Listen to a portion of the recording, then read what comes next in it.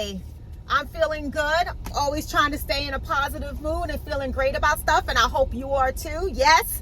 Smile. Put that smile on your face. Get that energy. Feel good. Feel good with who you are and what you're doing. Yes, because I believe in you.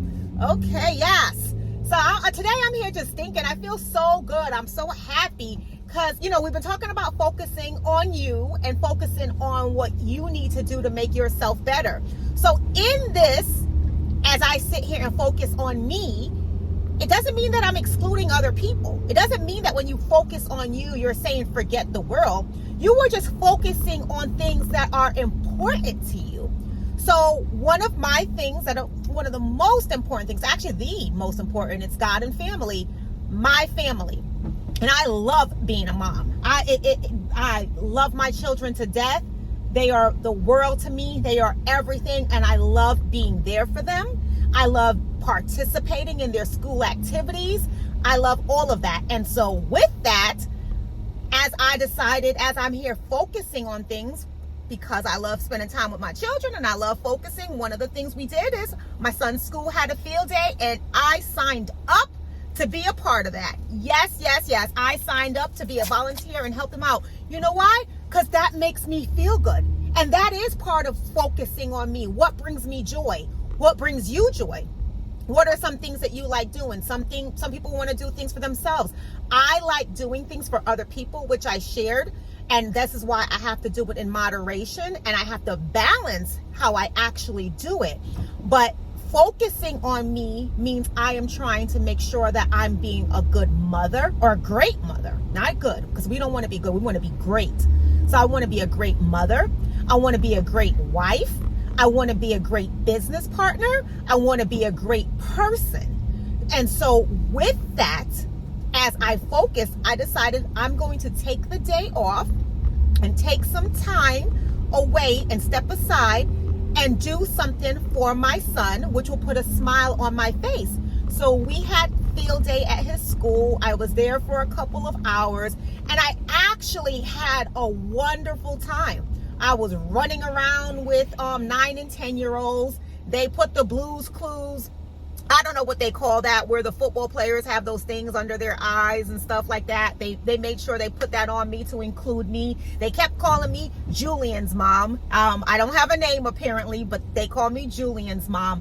But it was so rewarding and so fulfilling for me to be able to do that.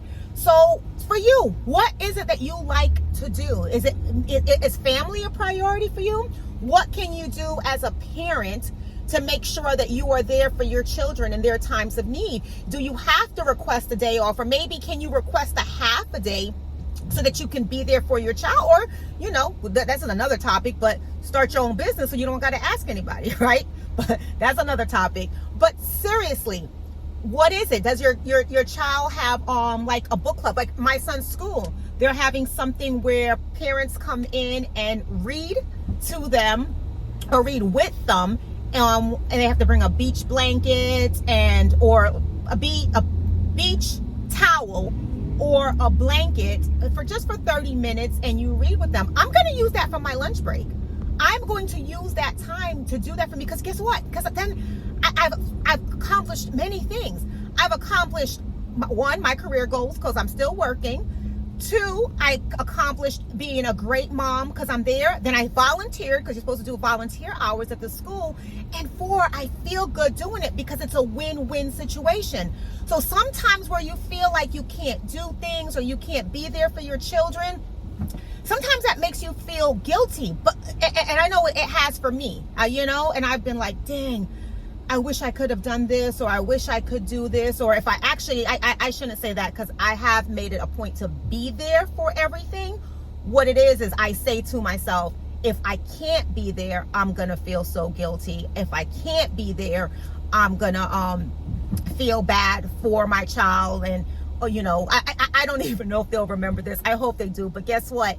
This is a part of you, and these are the things that define you as a person, and these are the things that define your values. And my value is family. I value family above everything, right? Family and God above everything. So because of that, and because that's what I value, I have to have that in my career. I have to be able to have my family and my career for me to be happy and for me to be considered successful. If I cannot have my family and I can't be a mom to my children, then I am far from successful, and I don't take any joy in that. So being able to do this brings me great joy. So he's having a reading at his school. Guess what? I have a couple of commitments, or prior commitments, and I say prior commitments because I'm going to move them, because the world is not going to end. It's not going to change.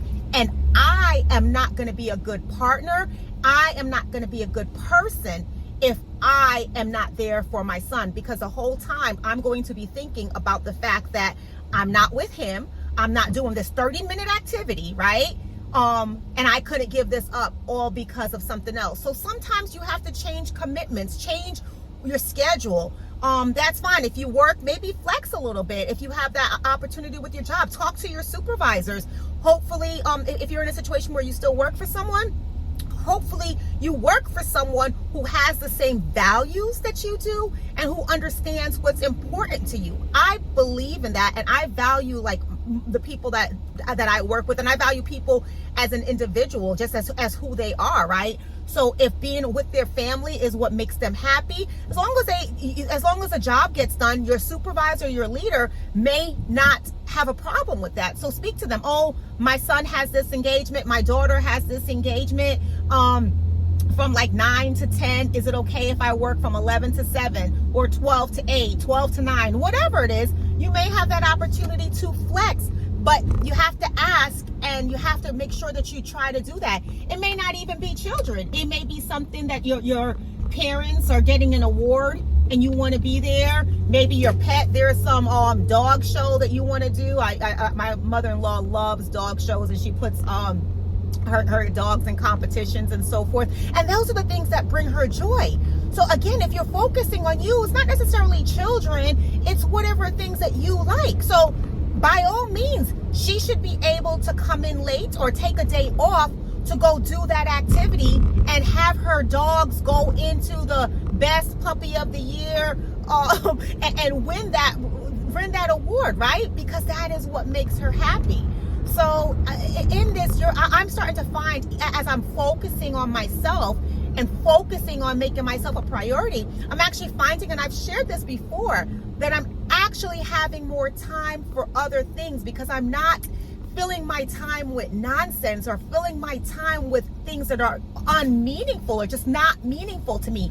So everything that I do right now, there's a purpose for it and there's a meaning. And it doesn't have to necessarily be that I'm working or I'm doing any kind of physical labor. The purpose is what's good for me. Maybe I just need some time for mental clarity. Maybe it's just time to read a book. I used to feel like I never had enough time to read. But guess what? Now that I'm prioritizing and now that I'm focusing, I do have more time to actually read, because I'm restructuring my day, and I'm figuring out that, oh no, all of this, or doing like maybe even web searches or whatever, those were those were things that were not productive, and that wasted my time. But you'll find that when you focus and decide and define what you want to do and what you want to achieve, and you set the path towards doing that, you will find that you actually have more time in the end, and you are more capable of doing that. So for me, I am feeling real good that I was Julian's mom, and I got to chaperone the field day, and we did tug of war. And you want to know what? Them kids drug us. Them kids drug the parents. It was parents against, or adults against kids, because it was the principal, the teachers, and all that. I was certain that we were gonna win. But I don't know what kind of hormones or what's in the food nowadays, but them kids is strong. They trucked us and drug us across the field. So, again, you see, here I was thinking we were going to win. That perception, them kids believed, they had it in them, and they did their thing. So Anyway, it was nice talking to you guys this morning or this afternoon, whenever you're looking at this video. I hope I helped someone today. Love talking to you. I hope you love listening. Subscribe, and I will talk to you again in a couple of weeks. All right? See you again.